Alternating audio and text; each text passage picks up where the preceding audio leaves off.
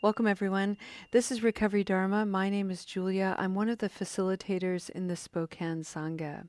One of the things I like to do before we begin our practice is set the intention for our meeting today. I have this wonderful bowl of sentiments of metta. Metta is loving kindness. And these are little hand painted pieces of art. This one was made by Lo, and then on the back we write these wonderful mantras, ideas, notions, whatever you want to call it, of metta, loving kindness. This one reads, I love this one, Lo. This one reads, may you release your joy into wonder. May you release your joy into wonder.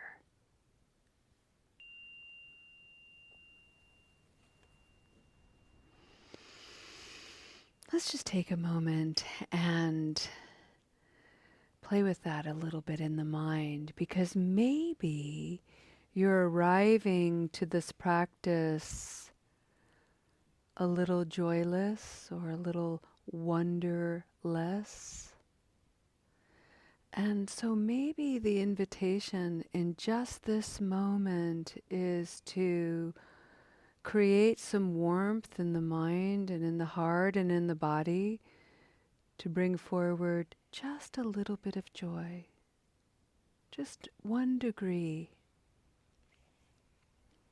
It's enough.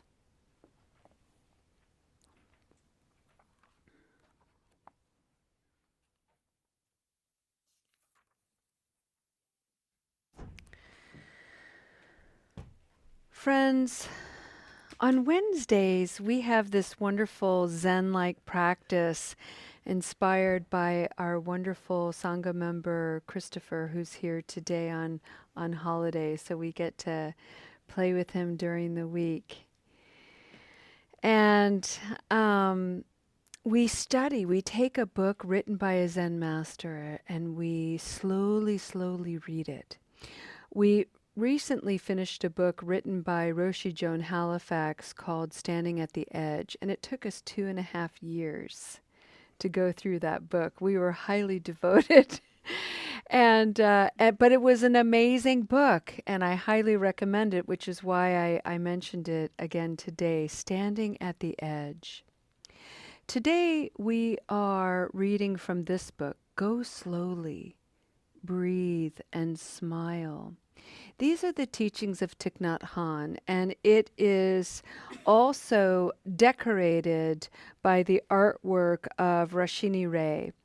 And so what Rashini Ray did is, just with their own artwork, took these very simple mantras, very simple ideas of Thich Nhat Hanh's, and she just elevated them with beauty. And so we have been taking Wednesday to just bring forward one of these sayings and to bring them into the mind and the body to think about them deeply. Last week, we visited the very profound teaching, no mud, no lotus. Amazing. Today I'd like to share with you this one. And I'll show you the picture too.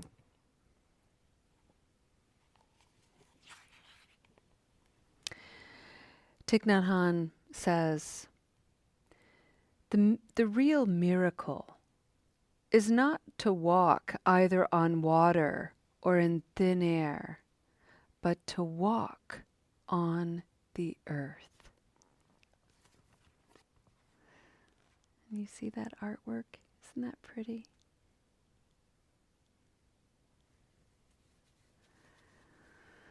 So let me read that again, and I'll read it slowly, and I'll put some emphasis on a couple of concepts worth inviting to linger in the mind and the heart a bit. The real miracle is not to walk either on water or in thin air, but to walk on the earth.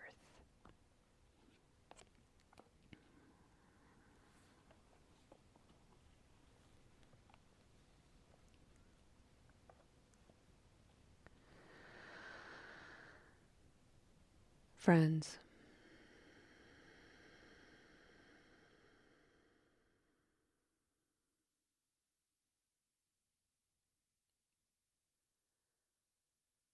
allow your body to be fully present to this practice.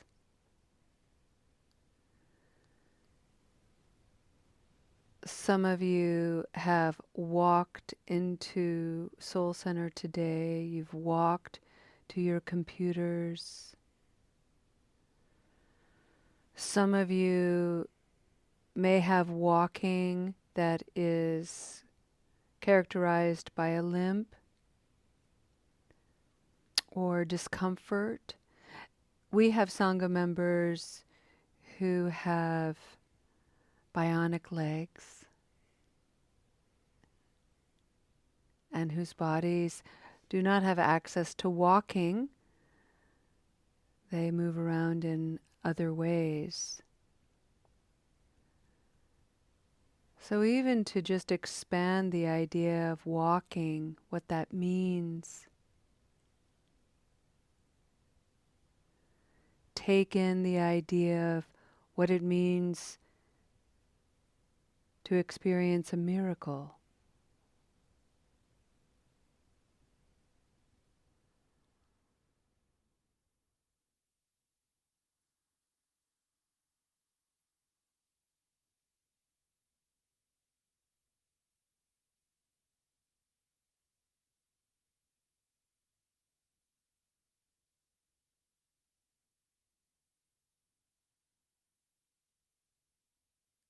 Allow the body a gentle quality of breathing in and out. Invite the body to enjoy breathing naturally, no pressure, no formulation, just the simple awareness of air inhaling and exhaling as the mind slowly, slowly sinks in.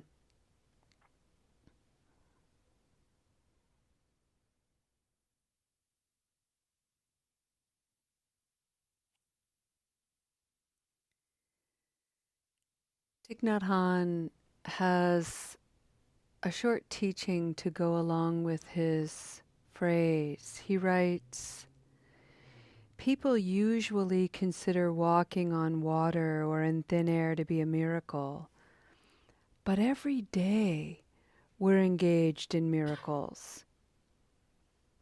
Miracles we don't even notice. The blue sky, the white clouds, the eyes of a child."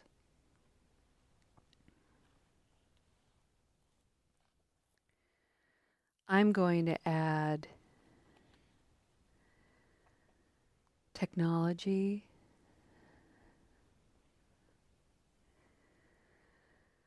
ladybugs that are beginning to appear on my windowsill in the dead of winter. What are they doing there? How did they get there? Not only is it mysterious, it's miraculous. The miracle of finding yourself in a Buddhist-inspired recovery meeting. What happened? How amazing.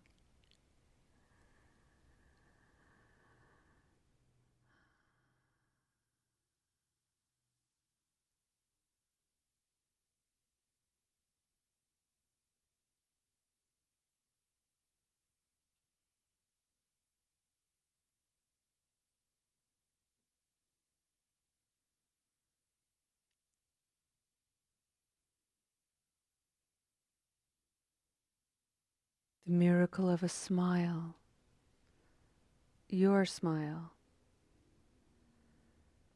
that could soften the hardest heart, having the worst day, and plant a seed of hope and possibility.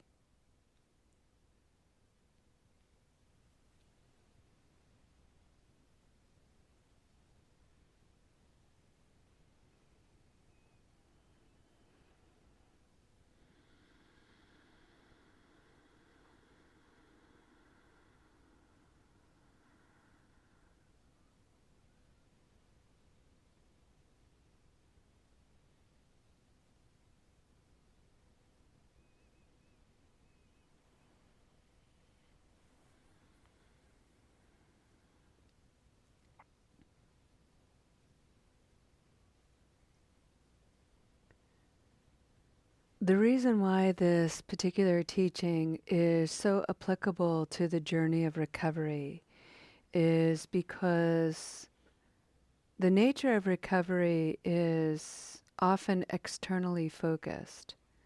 Negative habit energy drives our attention outward. The next drink, the next hit, the next. And we're avoiding what's happening internally. We do so to such a degree that we fail to see the subtle in the spectacle, the profound in the simple, the wonder in the mundane.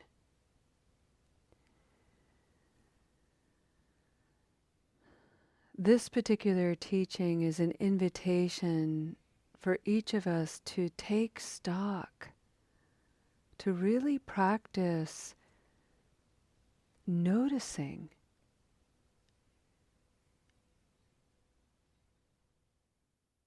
Noticing all the things that we are doing differently, as well as all the things that we're still doing the same. We don't have to get rid of one to enjoy the other.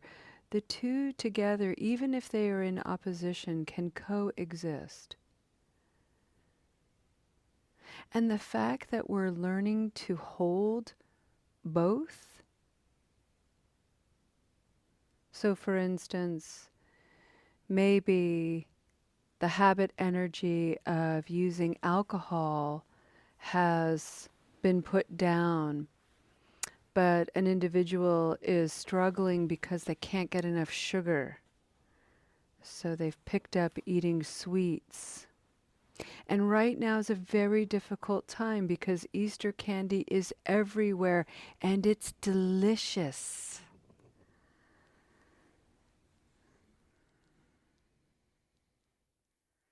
And so not drinking, but still going after that dopamine hit.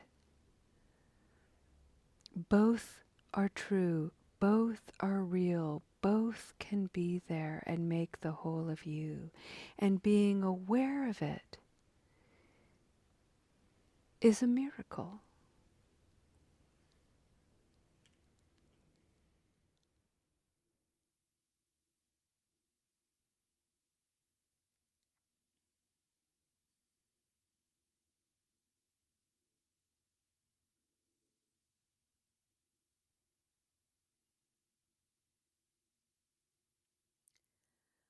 I have some inner voice that is highly critical and very quick in its critique.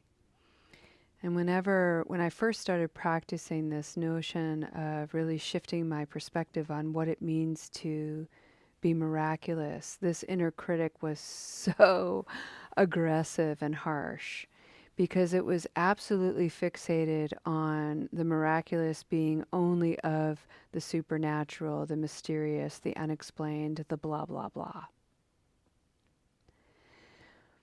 And I just decided to talk to that voice and say, yeah, that's true. And it's also true that it's this very simple thing too. This very tangible, ordinary, everyday experience is miraculous because the whole of life is a miracle.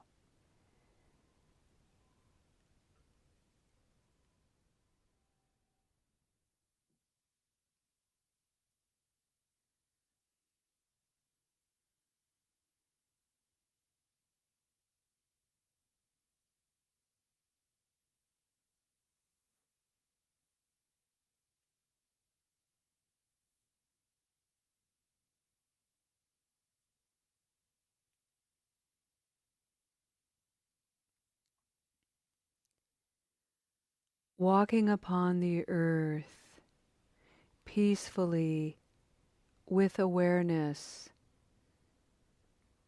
is a miracle in a world that is aggressive, and violent, and often simply not paying attention. Being present to your own thoughts without all of that harsh critique is a bit of a miracle when there's so much habit energy associated with that.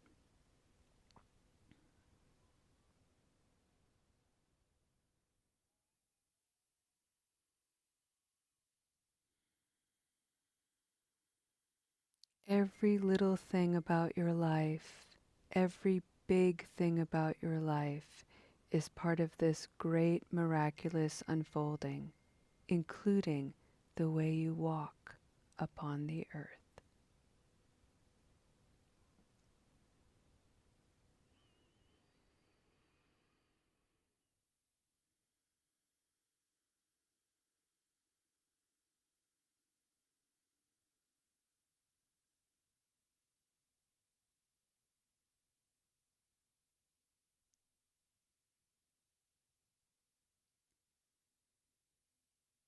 Breathing in, I calm my body. Breathing out, I see miracles everywhere.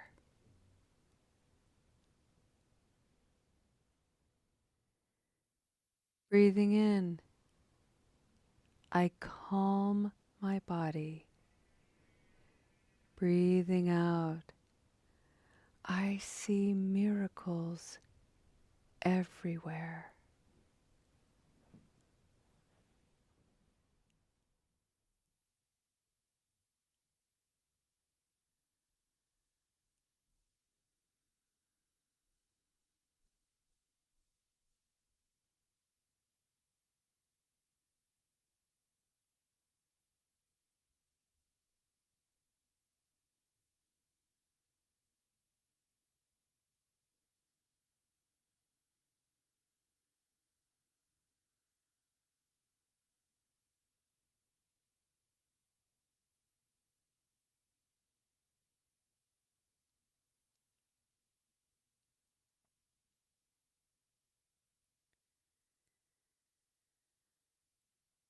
As a collective community, let's together take one deep breath in and out, breathing in, calming the collective body, breathing out, seeing miracles everywhere.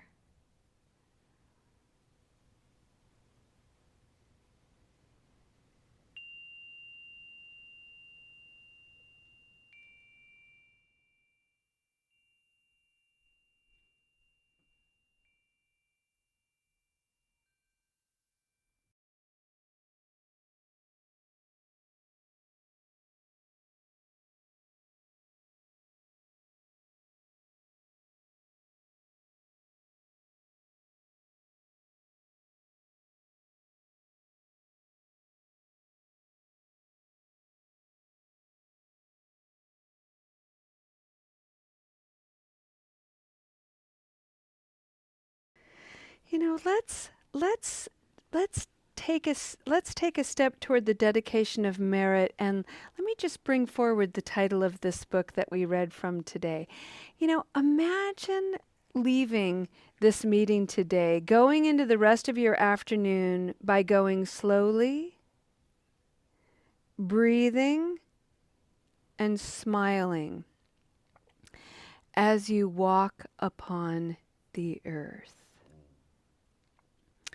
Go slow. Breathe, smile.